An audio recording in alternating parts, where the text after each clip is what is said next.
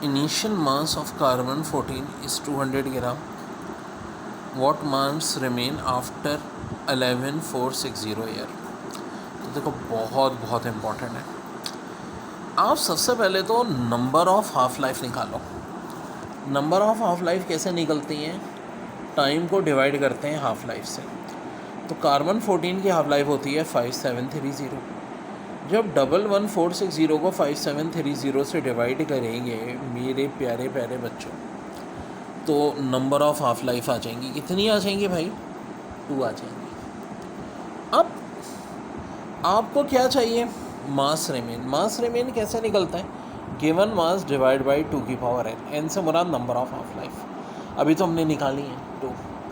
200 divide by 2 का square यानी 200 divide by 4, तो आंसर हो जाएगा 50 ग्राम मास रेमेन। 200 में से 50 ग्राम रेमेन हुआ। तो अगर डिके पूछे तो भी निकाल सकते हो।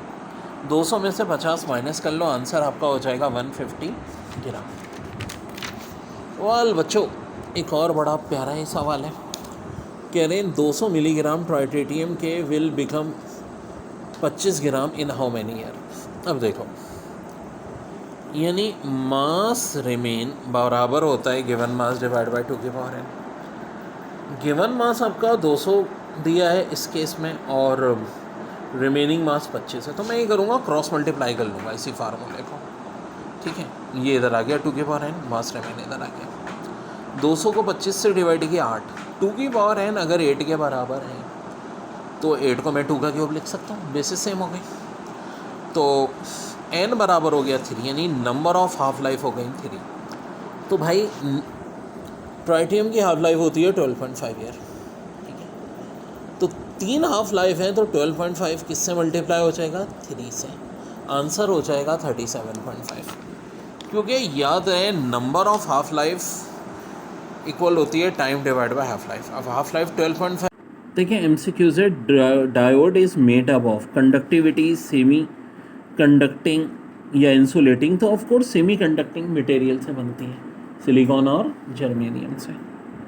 फिर semi conductors are classified as intrinsic, extrinsic, both A and B, addition of impurities and pure form of material। तो जनाब both A and B, addition of impurities and pure form of material। फिर इसके बाद है diode is dash directional, तो unidirectional होती है। फिर dash are made from special semiconductor such as gallium arsenide and gallium arsenide फोटाइट, तो गैलियम आर्सेनाइड फॉस्फाइड। तो एलईडी या फोटोवोल्टाइक सेल या फोटोडायोड, तो करेक्ट आंसर है लाइट एमिटिंग डायोड यानी एलईडी। देखो बच्चों, एक बात याद रखो, एलईडी की जो डायग्राम है और फोटोडायोड की डायग्राम है थोड़ा सा फ़र्क है। एलईडी में एक ये जो बाहर एरो है, ठीक है, ये यूँ ऊपर की तरफ है, और फोटोडायोड में इस तरह ये अंदर की तरफ एक एरो होता है। ठीक है, फोटोडायोड जो है ये प्रोड्यूस करती है कोहेरेंट लाइट, एलईडी प्रोड्यूस करती है कोहेरेंट लाइट, और फोटोडायोड जो कि रिवर्स बायस होती है ये किस में यूज़ होती है? सोलर सेल और photometer. Interference of light is evidence that option A light is wave phenomena, light is transfer wave, light is electromagnetic in character. तो मेन है light is a wave phenomena. Interference से पता चलता है। ठीक है, फिर है interference pattern is observed in wave shaped and bandwidth is noted, now the angle of wave is reduced to 0, what will be effect on bandwidth. याद रखो, अगर बिल्कुल रिड्यूस 0 कर देंगे ना तो बैंडविड्थ डिसअपियर हो जाएगी। ठीक है, रहेगी नहीं। लेकिन सेम MCQs है कि interference pattern is observed in wave shaped and bandwidth is noted, now the angle of wave is reduce. अगर खाली रिड्यूस करेंगे 0 तक नहीं तो क्या होगा? बैंडविड्थ इंक्रीज होगी। लेकिन अगर इतना रिड्यूस कर दें 0 तक तो डिसअपियर हो जाएगी। अब एक और बिल्कुल उल्टी MCQs, interference pattern is observed in wave shaped and bandwidth is noted. Now the thin film is replaced by the film of higher reflective index. What will be effect on bandwidth? अब अगर higher refractive index आएगी तो bandwidth decrease होगी, याद रखो, बड़ी important है ये बच्चों। बड़ा अच्छा सवाल है। Train move from one station to another in 2 hour time. Its speed during the motion is shown in the graph, its acceleration would be. अब कह रहे हैं इसका एक्सेलरेशन बताओ। तो बच्चों बड़ा अच्छा सवाल है। एक्सेलरेशन जब ग्राफ में होता है तो ये फार्मूला होता है v2 - v1 upon t2 - t1। अब ये वाला जो स्पीड है ये v1 20 है और v2 60 है। टाइम जो है देखो 0.75 है और 1 है। एक्सेलरेशन इस फार्मूले से निकलता है v2 - vi divide by t2 - ti। 60 में से 20 माइनस करो, 1 में से 0.75 माइनस करो। 60 - 20 कितना होता है 40 और 1 में से 0.75 तो 0.25। 40 को 0.25 से डिवाइड कर दो 160, यूनिट होगा kilometre per hour. Important chapter है, बहुत कुछ हमें इस चैप्टर में जानने को मिलेगा। एक सबसे इम्पॉर्टेंट चीज़ होती है कांस्टेंट एक्सेलरेशन। कांस्टेंट एक्सेलरेशन जब वेलोसिटी चेंज होती है। अब याद रखो जितने भी फ्री फॉल मोशन होते हैं, किन की बात कर रहा हूँ, फ्री फॉल मोशन, ये हमेशा इनमें एक्सेलरेशन क्या होता है, कांस्टेंट होता है। इस बात को जहन में रखना। फ्री फॉल मोशन है तो एक्सेलरेशन लाजिम बात है क्या होगा, कांस्टेंट एक्सेलरेशन होगा। अब जैसा कि हमें पता है कि जैसे कि जी की वैल्यू 9.8 होती है, तो अब एक सवाल कह रहे हैं, orange is drop from top of a tower, if it take 10 second to hit the ground, find the height of tower. Tower की हाइट क्या होगी, टावर की हाइट क्या होगी। तो मेरे प्यारे प्यारे बच्चों, बहुत इंपॉर्टेंट मैजिकल फार्मूला जब भी कांस्टेंट एक्सेलरेशन होगा, वो फार्मूला होगा t+1 मल्टीप्लाई बाय ए से मुराद एक्सेलरेशन डिवाइड बाय 2। आप बोलोगे सर आपने तो एक ही जगह जी लिख दिया। हाँ, इस केस में ए किसके इक्वल होगा, जी के इक्वल होगा, क्योंकि फ्री फॉल मोशन की बात हो रही है। तो मेरे भाई यहाँ तो 10 आ गया, चलें जी, 10 + 1 11 और ये हो गया 9.8 डिवाइड बाय 2। ठीक है जी। अब t10 क्यों लिख रहा हूँ, क्योंकि 10 सेकेंड बाद की बात हो रही है। अच्छा, बहुत सारे ऑप्शंस वगैरह में मिस्टेक्स होती है, तो डोंट वरी अबाउट इट, उस पर आप इतनी टेंशन ना लिया करें, ठीक है। अब यहाँ गया 4.9, 4.9 को 10 से मल्टीप्लाई करेंगे 49, और 49 को 11 से मल्टीप्लाई करेंगे, this is our real answer, ठीक है।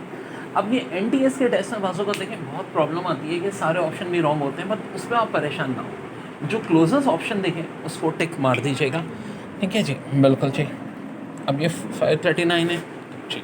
फिर what would be remaining concentration of 400 gram, 6400 gram है और या 4 है 400, ओके जी, of radio active substance after 48 year if half life 8। तो बड़ा आसान है, 48 को पहले 8 से डिवाइड कर दो, नंबर ऑफ हाफ लाइफ 6 आ जाएगी। मास रिमेन होता है गिवन मास डिवाइड बाई 2 की पावर n, यानी n से मुराद number of half life. 400 divide by 2 की पावर 6, 64 से डिवाइड किया 6.25। अगला सवाल है, इसमें जनाब गिवन मास 640 कर दिया, बाकी वैसे ही था। देखिए बिल्कुल वही सवाल तकरीबन रिपीट हो रहे हैं। 48 से 8, तो 48 को 8 से डिवाइड करा, कितना आ जाएगा 6, नंबर ऑफ हाफ लाइफ 6 हो गई, 2 की पावर 6 64। 640 को अगर हम 64 से डिवाइड करेंगे, मास 10 ग्राम, ये रिमेनिंग मास है। डीके चाहिए होगा तो 640 में से 10 माइनस कर दें, 630 आ जाएगा। फिर कह रहे हैं what would be remaining concentration of 1 gram of radio active substance after 4 days if half life is 1 day।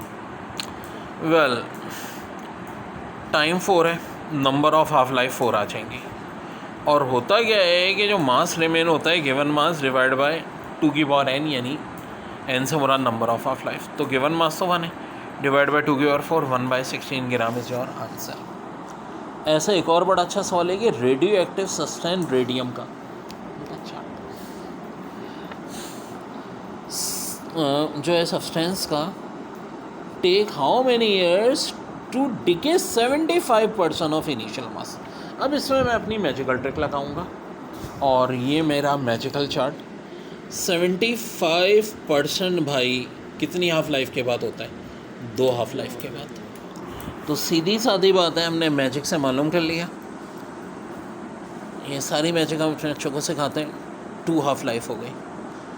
तो ये फार्मूला होता है, हाफ लाइफ मल्टीप्लाई किससे हो जाएगी, टाइम निकालना है, number of half life multiply. Which of following statement about the motion of earth satellite is are correct? Option A, the satellite is always accelerating towards the earth. Option B, there is no force acting on the satellite. Option C, the acceleration and the velocity of the satellite are in the same direction. तो correct answer है, the satellite is always accelerated towards the earth. ठीक है जनाब। फिर है, a satellite revolve around the earth in an elliptical orbit, its speed is. Option A, same at all points on the orbit, no G.